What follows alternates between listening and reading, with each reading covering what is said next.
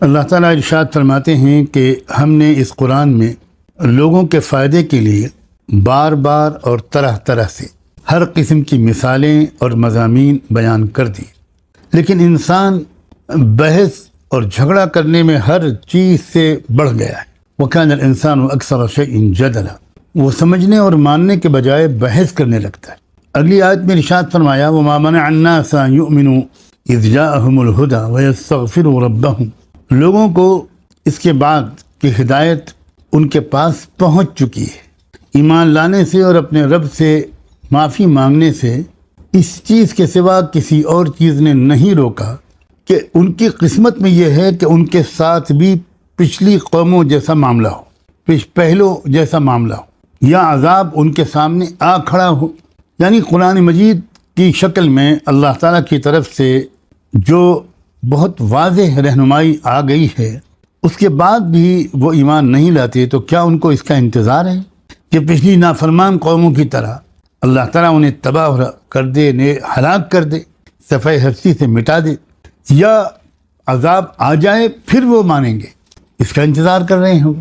وَمَا نُرْسِلُ الْمُرْسَلِينَ إِلَّا مُبَشِّرِينَ وَمُنذِرِينَ، ہم رسولوں کو تو صرف اس لیے بھیجتے ہیں کہ وہ ایمان اور نیک اعمال کے اچھے نتائج سے لوگوں کو آگاہ کریں، اور کفر اور برے کاموں کے برے نتیجوں سے بھی لوگوں کو آگاہ کریں۔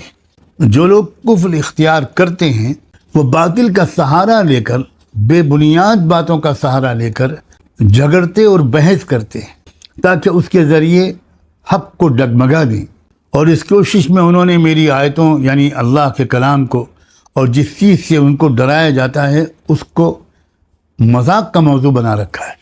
اور آگے فرمایا اور اس شخص سے بڑھ کر ظالم کون ہوگا جسے اس کے رب کی آیتوں کے حوالے سے نصیحت کی جائے تو وہ ان سے منہ موڑ لے، اور جو کچھ وہ اپنے ہاتھوں آگے بھیج چکا ہے اسے بھول جائے۔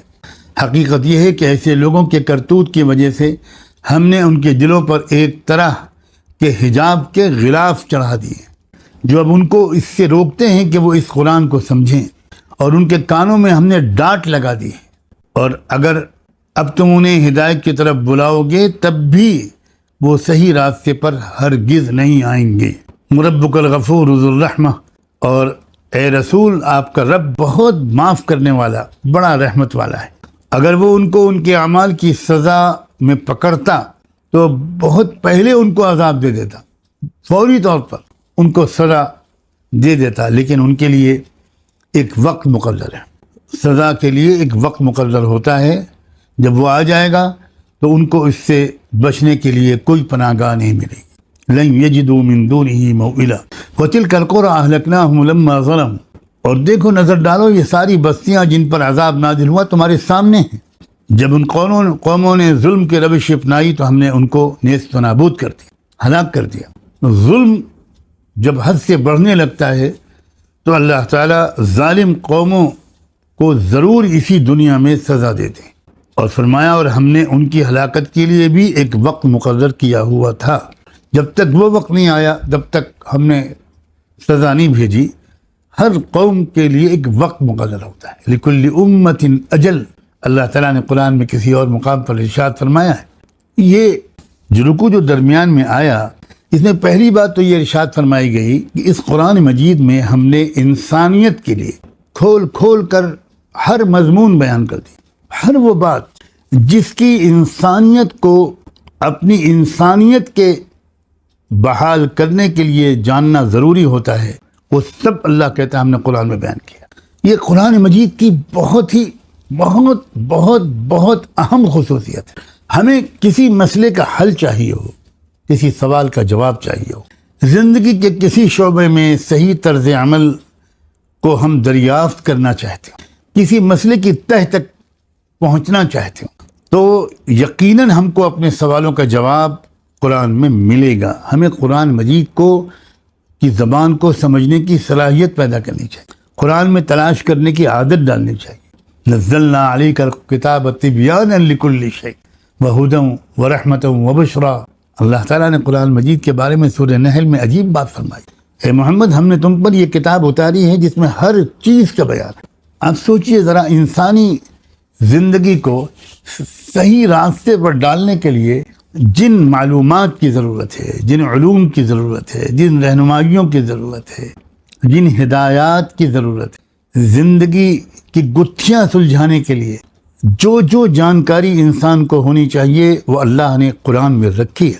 اس دور میں جو ہماری بہت بڑی کمی ہے اور ہماری ذہنی فکری گمراہیوں کا اور شکوک و شبہات کا، حیرت و اضطراب اور پریشانی اور الجھن کا بہت بڑا سبب یہ ہے کہ ہم روزانہ پیش آنے والے حالات اور مسائل کی حقیقت کو قرآن کے رہنمائی میں اور اس کے ذریعے سے سمجھنے کی کوشش کرنے کے بجائے ہم میڈیا کے ذریعے سمجھنے کی کوشش کرتے ہیں۔ میڈیا تو اگر سچ بولنے والا ہوتا تب بھی وہ اتنا کیپیبل نہیں ہے، سوال ہی نہیں پیدا ہوتا۔ قرآن مجید اتنی زندہ کتاب ہے کہ اس وقت بھی پوری دنیا میں جو چھوٹے اور بڑے مسائل درپیش ہیں، ان مسائل کی حقیقت دریافت کرنے کا سب سے یقینی راستہ قرآن مجید ہے۔ اور محمد رسول اللہ صلی اللہ علیہ وسلم کی حدیث و سنت وہ بھی قرآن ہی کی تو تشریح ہے۔ آپ نے جو کچھ ارشاد فرمایا وہ کسی نہ کسی قرآنی آیت کی تشریح کے طور پر ارشاد فرمایا۔ اور یہ بات دیکھ دیکھ کر دل بہت کرتا ہے کہ ملکی اور عالمی حالات ہوں، انفرادی یا اجتماعی اور قومی مسائل ہوں، ان کی حقیقت دریافت کرنے اور ان کا حل دریافت کرنے کے لیے قرآن کی طرف رجوع کرنے کا رواج امت قرآن کے اندر بھی بہت کم رہ گیا۔ اللہ تعالیٰ نے اس صورت میں جو فتنہ دجال سے حفاظت کے مضامین پر مشتمل صورت ہے، اس میں یہ کہہ کر کے، یہ بیان کر کے کہ وَلَقَدْ صَرَّفْنَا فِي هَذَا الْقُرْآنِ لِلنَّاسِ مِنْ كُلِّ مَثَلٍ، اس قرآن میں ہم نے انسانوں کے لیے تمام ضروری مثالیں اور مضامین بیان کر دی۔ مثالیں آئی آپ کے سامنے، دو انسانوں کی مثال آئی، اس زندگی کی حقیقت کی مثال آئی۔ وَاضْرِبْ لَهُم مَثَلَ الرَّجُلَيْنِ، دو انسانوں کی زندگی مثال کے طور پر پیش کی گئی، اور زندگی کے ذریعے اور واسطے سے بہت بڑی حقیقت سمجھائی گئی کہ کامیابی دنیا کی چیزوں اور مال و دولت کے اکٹھا کرنے میں نہیں ہے، کامیابی کا تعلق اندر کی مایا سے ہے، ایمان اور اعمال صالحہ۔ مثال بیان کی گئی، دنیاوی زندگی کی مثال بیان کی گئی۔ پانی برسا، زمین ہری بھری ہو گئی، اور کچھ دن کے بعد ہریالی رخصت، بھوسا ہو گیا۔ یہ بھی ایک مثال بیان کی گئی۔ انہی مثالوں کے بعد اللہ تعالیٰ نے متصلاً پھر ایک مثال بیان کی، اللہ نے فرشتوں اور ابلیس کا واقعہ۔ بہت بڑی حقیقتیں ان میں بیان کی گئیں جن کی طرف کل میں نے مختصراً اشارہ کرنے کی کوشش کی تھی۔ اچھے انسانوں کی صفات اپنے اندر اتارو تو اچھے انسانوں میں شمار ہو جاؤ گے، بروں کی صفات اپنے اندر اتارو گے تو بروں میں شمار ہوگے۔ یہ بھی ایک مثال تھی اور بڑا قیمتی مضمون تھا۔ اس لیے اب اللہ تعالیٰ بیان فرماتے ہیں کہ بھئی غور تو کرو، ہم نے اس قرآن میں تمہاری رہبری کے لیے ہر مضمون اور مثال کو کھول کر بیان کر دیا، مگر مشکل کیا ہے؟ وَكَانَ الْإِنسَانُ أَكْثَرَ شَيْءٍ جَدَلًا، زیادہ تر انسان زیادہ تر بحث و مباحثے میں پڑ جاتا ہے۔ ویسے تو یہ ہر دور میں کچھ انسانوں کی عادت اور کمزوری رہی ہوگی، لیکن کیا آپ محسوس نہیں کرتے کہ اس دور میں، فتنہ دجال کے چھا جانے کے اس دور میں، یہ سوالات کرنا، گفتگو کرنا، بہت زیادہ بحث کرنا، ڈاؤٹس کریٹ کرنا ایک فیشن بن گیا ہے۔ کسی بات کی حقیقت کو سمجھنے کی کوشش کرنے کے لیے کوئی سوال کرنا یہ ایک الگ چیز ہے، اور یہ بہت قابل تعریف بات۔ اللہ کے رسول صلی اللہ علیہ وسلم نے ان نوجوانوں کی بڑی تعریف کی ہے، فتن کہول، کہ جو باوجود اس کے کہ ان کی عمر زیادہ نہیں ہوتی مگر وہ بڑی پختہ عمر والوں کی جیسی سمجھ رکھتے ہیں، وَلِسَانٌ سَئُول، اور خوب علمی سوالات کرتے ہیں اپنے ایمان اور علم میں اضافے کے لیے۔ تو یہ تو بہت پسندیدہ چیز ہے۔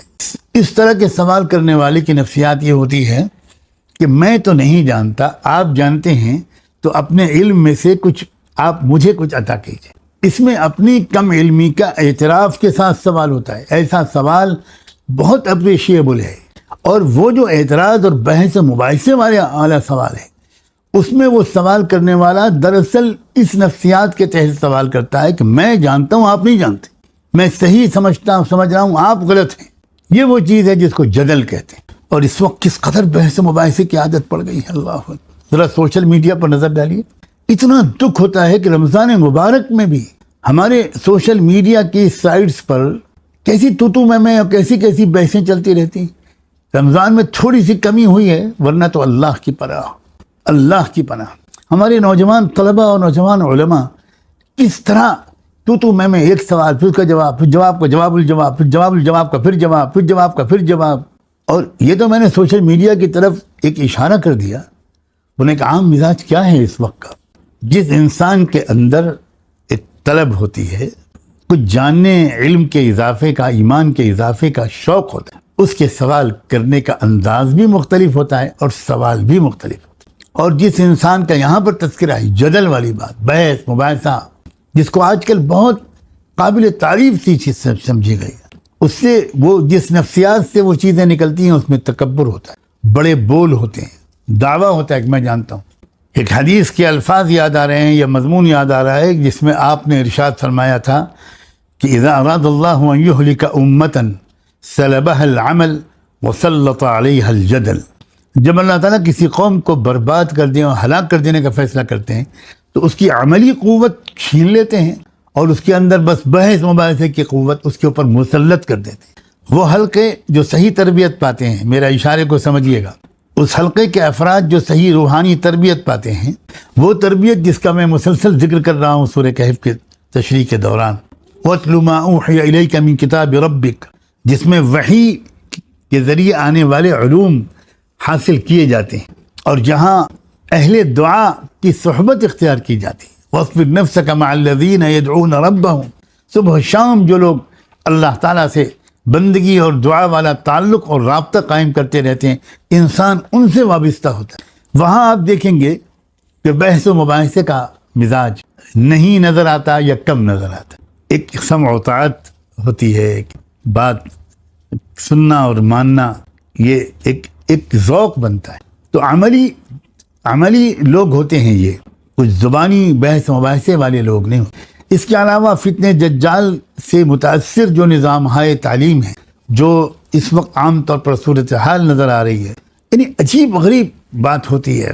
میں آپ سے کیا عرض کروں، کئی بار ایسا تجربہ ہوتا ہے کہ ہم جیسے طالب علموں کے پاس ملاقات کے لیے ہر طبقے کے لوگ آتے ہیں، تو اس طبقے کے لوگ بھی آتے ہیں جن کی اچھی تربیت ہوئی، جن میں طلب ہے، تواضع ہے، ادب ہے اور کوئی بات جاننے کا مہذب طریقہ ان کو معلوم ہے.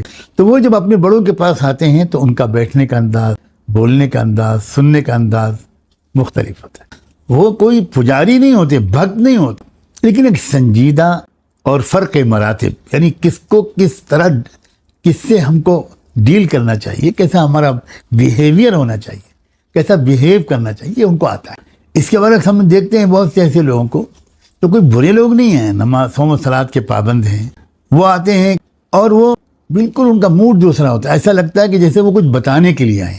جھلکتی ہی نہیں یہ بات کہ جیسے ان کے اندر کوئی طلب ہو، قدر. یہ بہت خطرناک بیماری ہے، اس سے انسان ترقی نہیں کر پاتا. اللہ تعالیٰ نے یہاں پر یہ بات فرمائی کہ قرآن مجید کی رہنمائی سے بھی محرومی کا بہت بڑا سبب یہی نفسیاتی بیماری ہے، بحث مباحث. وَكَانَ الْإِنسَانُ أَكْثَرَ شَيْءٍ جَدَلًا. اور جوڑیے اس کو فتنہ دجال کے دور سے تو آپ کو لگے گا کہ اس دور میں یہ مزاج جس قدر عام ہوا، یہ مزاج ہمارے باپ دادا کے دور میں نہیں تھا. آپ ذرا سا اپنے جو آپ کی گرینڈ فادرز تھے، دادا اور نانا، دادی اور نانی، اگر آپ نے ان کو دیکھا ہو، ان کا دور پایا ہو، تو آپ یقیناً میری بات پر آپ اوکے کریں گے، تصدیق کریں گے کہ ان کے دور میں یہ چھوٹے لوگ بڑوں سے بحثیں نہیں کرتے. یہ بالکل لیٹسٹ فینومینا ہے. یہ انہی 100 سال کے اندر دنیا پر یہ مزاج مسلط ہوا ہے، بلکہ اور کم اور دن بدن بڑھتا چلا جائے. ہمارے مشرقی ملکوں میں یہ تو بالکل ابھی 40-50 سال کے اندر یہ بیماری پھیلی ہے، اور اسی لیے ایسے مزاجوں کی وجہ سے ہدایت و رہنمائی کی ناقدری کی بیماری پیدا ہو. اسی لیے متصلاً اللہ تعالیٰ نے فرمایا وَمَا مَنَعَ النَّاسَ أَن يُؤْمِنُوا إِذْ جَاءَهُمُ الْهُدَىٰ. ایسے لوگوں کو توفیق نہیں ملتی، یہ لوگ ہدایت کے آ جانے کے باوجود اس کی قدر نہیں کرتے. اور کیا وجہ ہے؟ وجہ یہی ہے کہ ان کا جو تکبر ہے اور ان کی یہ جو بگڑی ہوئی عادت ہے، یہ ان کو نہیں آنے دیتی. اور اس تکبر بھرے مزاج کی وجہ سے ان کے بارے میں اب فیصلہ ہو گیا کہ ان کو ہدایت نہیں ملے گی۔ اللہ، یہ بہت ہی اہم بات ہے۔ اپنے اندر جھانک کر دیکھ کر یہ بحث و مباحثہ کرنے کی عادت اپنے اندر سے نکالنے کی ہر شخص کو ایمانداری کے ساتھ کوشش کرنی چاہیے، ورنہ پھر توفیق نہیں ملے گی۔ یا تو بالکل تباہ و برباد کر دیے جائیں گے، اور یا توفیق تب ملے گی جب سزا آ جائے گی۔